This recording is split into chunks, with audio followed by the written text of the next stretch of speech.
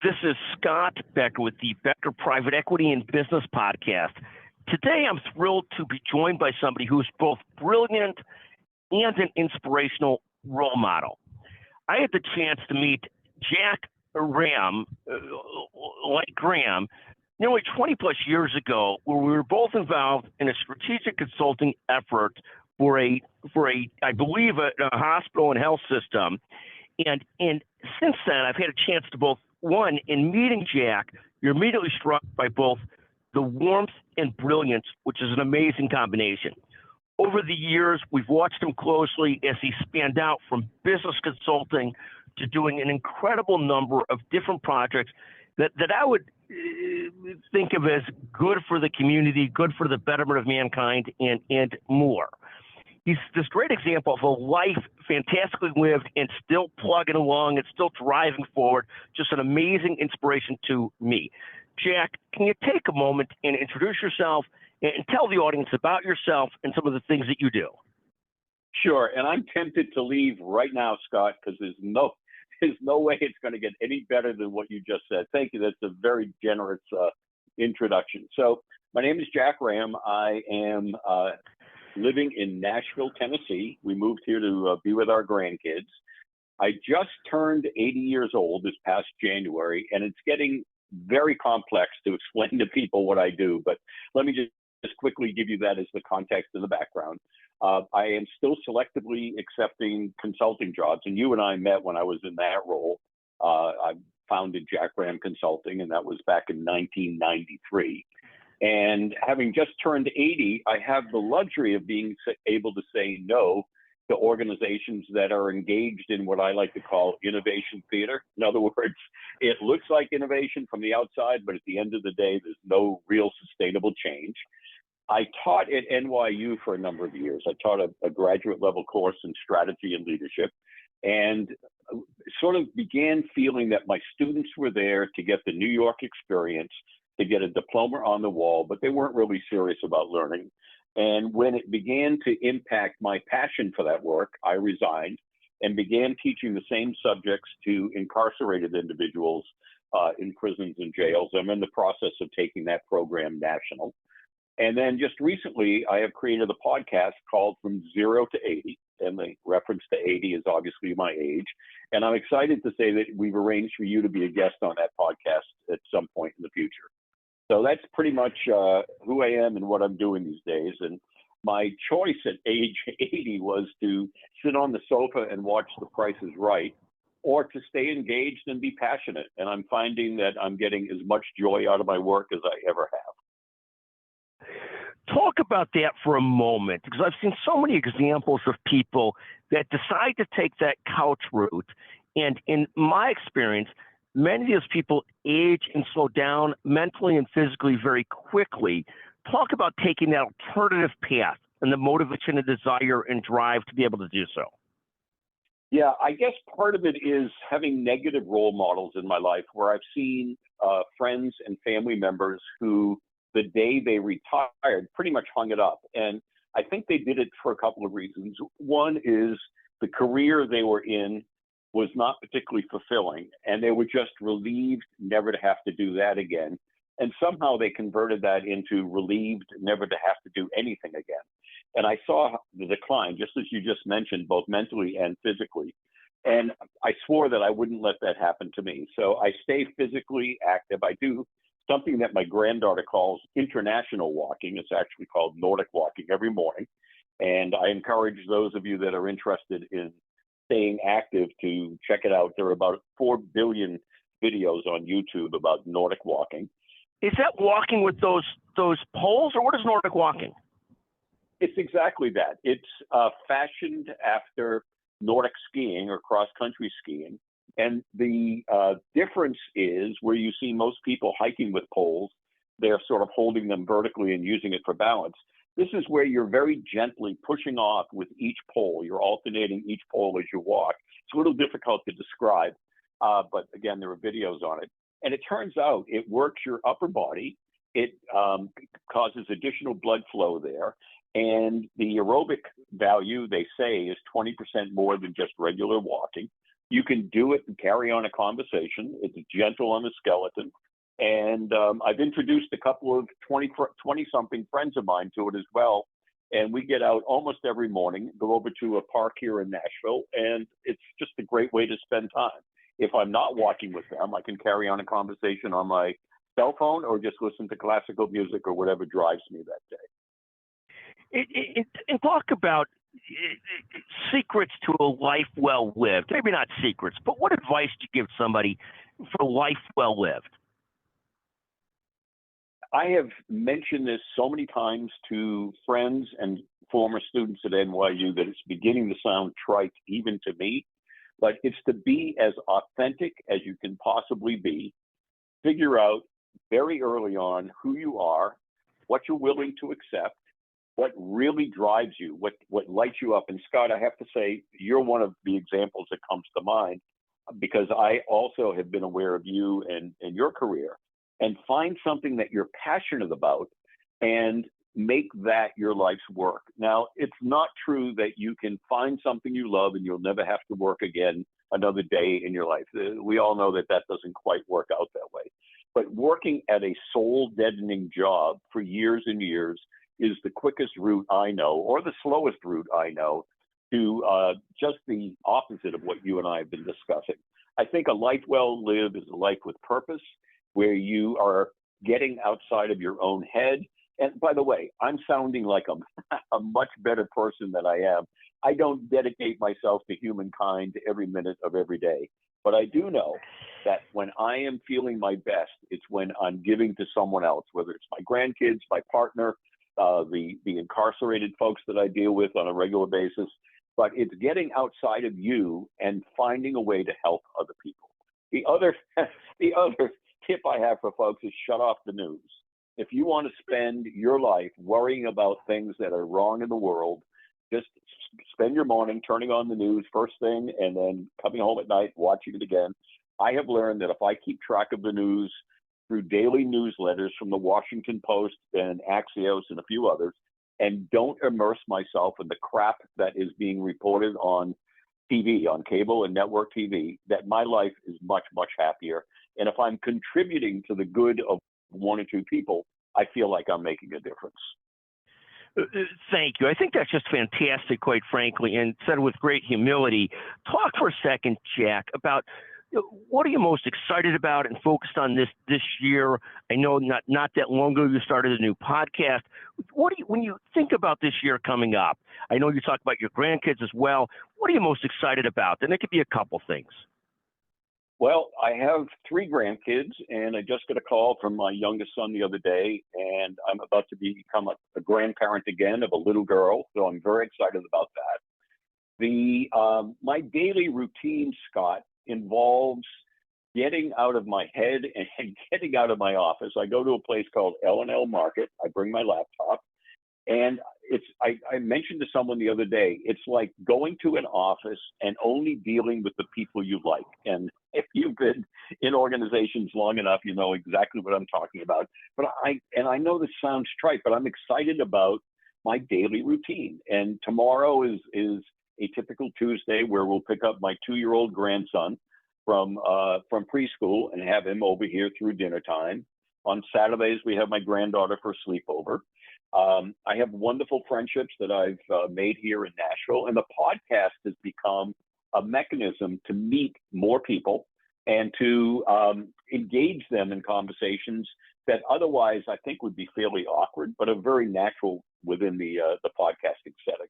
So we just came back. I know I should probably throw in something about foreign travel. By the way, it isn't that sort of thing that lights me up, but we just came back from Portugal. Spent 10 wonderful days there. That was an exciting trip that will stay with me for years and years. And take a moment on, so many people when they retire lose the structure of what they did. And that seems to be very challenging for most of us. Talk about the importance of routine. You mentioned routine and talk about the importance of that. I think for myself, and I became very, very aware of this during the COVID lockdown, for myself, if I don't have a routine that I can plug into, I'm going to use that term, plug into every day, then I find it's much too easy to waste time doing things that I don't feel great about, but they're easy because they're within arm's reach here at home. And if I have a routine that says first thing in the morning, I have breakfast, cup of coffee, go do my Nordic walk, go over to wherever it happens to be, your coffee choice of the coffee shop of choice, but go over to L&L Market, engage with the people that are there, do some work on the podcast, I'm still doing some consulting work, and spend time feeling like I'm adding value to the incarcerated that I work with. Come back, we have a standard routine of drinks at 5 p.m. on our balcony here to reconnect from the day. And we have a couple of TV programs that we're binge watching. And that to me is my routine. Now, every day is different because every one of those things has a different content to it. But that's my routine. And without it, my concern is, in fact, my experience is that I would drift rather than making it a day of filled with purpose and joy.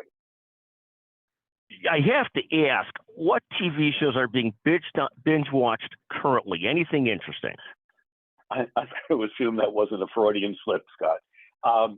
One of the things that we have fallen in love is a program called The Gentleman in Moscow, which I believe is on Paramount. In fact, I think we subscribe to Paramount just to watch it. It is the most deliciously produced program I've seen in years. Like everyone else, we certainly have loved and rewatched a number of times Ted Lasso. I'm watching something that's been around for quite a while called Northern Exposure. Trying to think if there's anything else. One of the best programs around has one of the worst titles called Blown Away, and you probably immediately think it's about some sort of violent gang story. It's about glass blowing as a competition.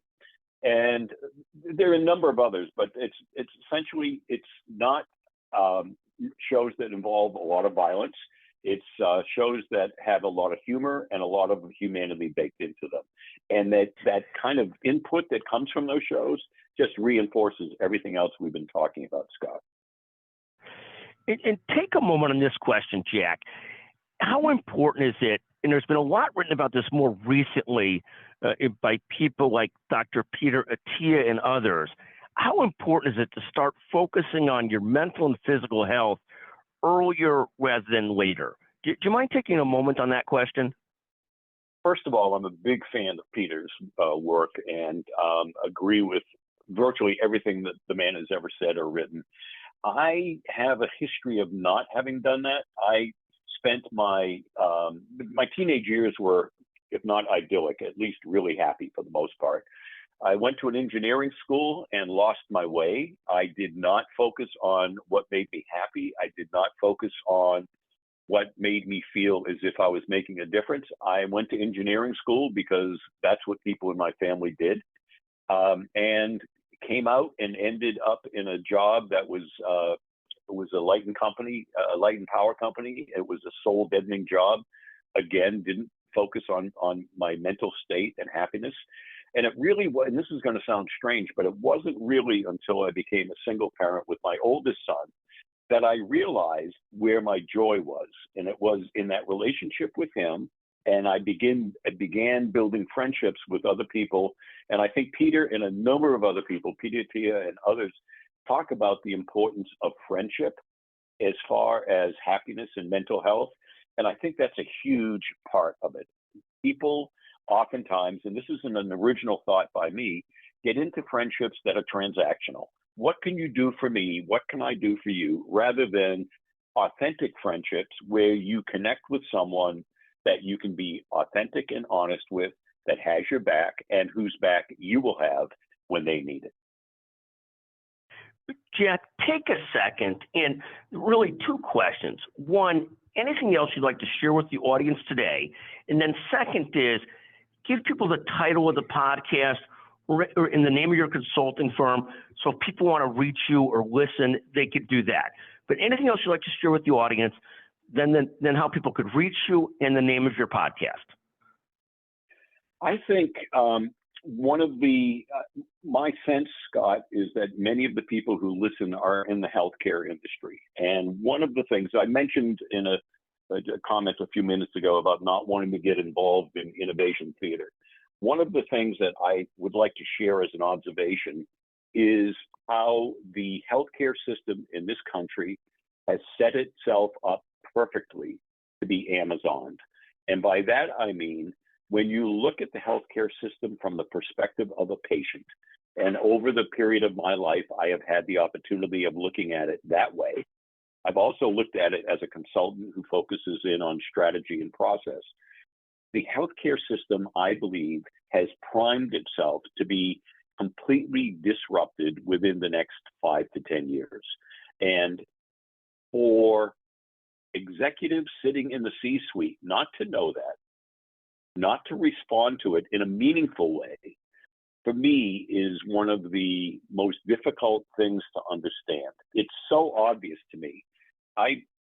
Back in 1993, which might have been around the time I met you as well, Scott, I moderated a panel in Chicago on the internet and medicine. And this was, or the internet and healthcare, I guess it was called. And this was when the internet was still in a very nascent form, nascent state.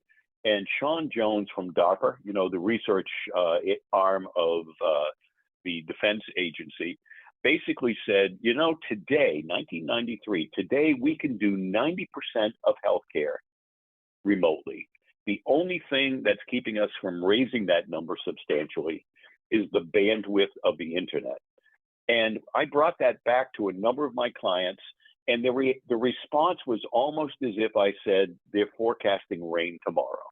There was very little understanding, with the exception of a few clients, very little understanding of what that was going to mean to their core business. And so the message I would say is, and I think this parallels the personal conversation, if you allow yourself as a healthcare industry to sit on the couch and watch The Price is Right, and by that I mean you've been successful, you're still making money, you're in the executive suite, and you've got nothing to worry about, I would suggest you take another look, because things are coming, and when they do, you're not going to be very well positioned to meet them. Jack, thank you so much. Tell us where people could find your podcast and where they could find you as well. Okay, well, thank you for that, Scott. The podcast is called From Zero to 80, and it's available on Spotify, Apple Podcast, wherever you listen to podcasts. And one of the episodes I would strongly recommend is an episode I did with Dr. Keith Matheny, who is a surgeon from Dallas. But there are, I believe at this point, 10 episodes that I've published, with a bunch more coming out. And then in terms of my consulting business, it's Jack Rahaim, Rahaim Consulting. And my email address is my name, JackRahaim@gmail.com. Jack, always a great pleasure and honor to visit with you. Thank you for joining us on the Becker Private Equity and Business Podcast. What a pleasure. Thank you very much. Thank you, Scott. I've loved it, and looking forward to having you on mine as well.